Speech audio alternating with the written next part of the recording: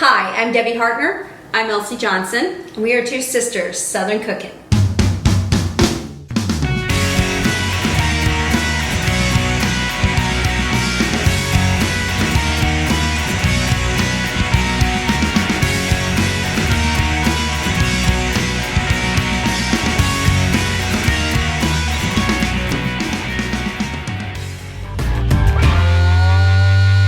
Hey y'all, it's Debbie. So I am making brown gravy meatloaf. Now I can't have the ketchup in the meatloaf, so therefore I have to try to find something that I can enjoy. So everything is into the bowl. Then you put it in your pan. We did a light grease on the pan and then we're gonna bake it. And it's gonna be baked for an hour and 10 minutes. And then about 15 minutes beforehand, what I did is took it out on my rack, poured my brown gravy over top of it, and then I let it bake for the last 15 minutes so it baked into it as a glaze. So it really was very delicious. So I had to defrost the meat, but yeah, I forgot to take it out.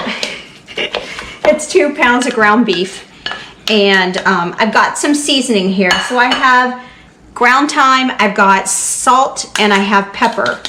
I also have Worcestershire sauce, and I have milk, and have breadcrumbs,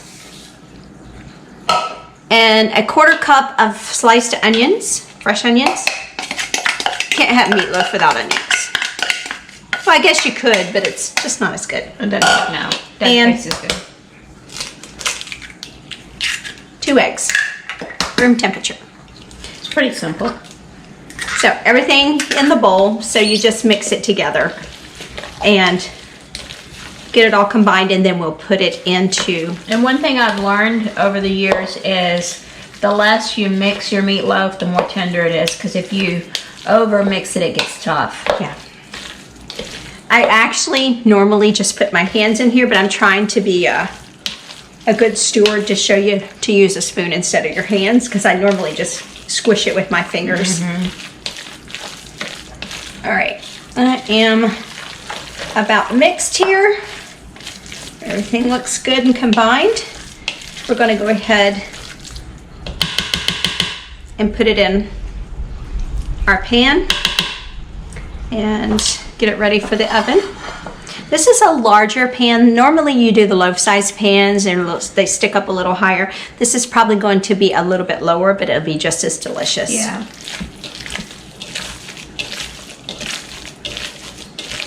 All right.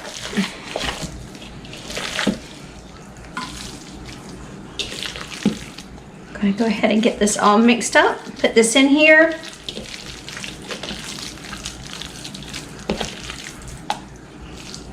Yeah, it might stick up pretty high.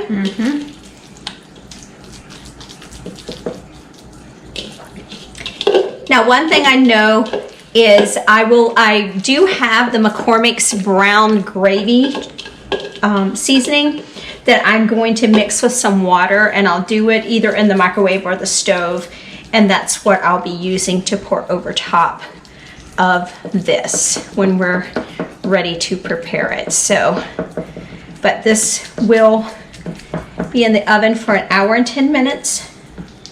It looks pretty darn good.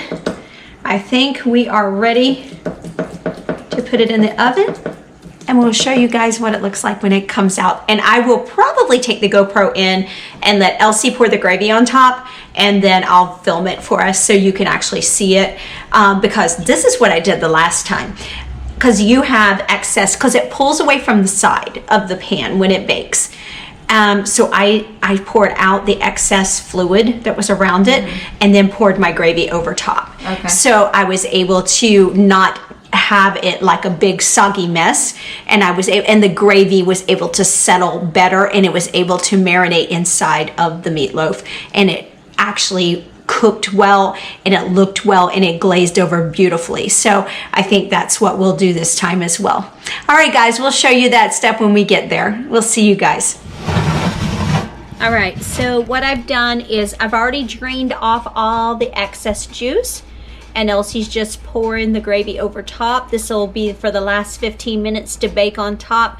So it makes a glaze on it, and it's going to be so good. This is McCormick's brown gravy that we made. You just put it in the microwave with a cup of water for 3 minutes, and you stir it after each minute, and it just makes a delicious gravy. All right, guys, we'll show you what it looks like when it's done.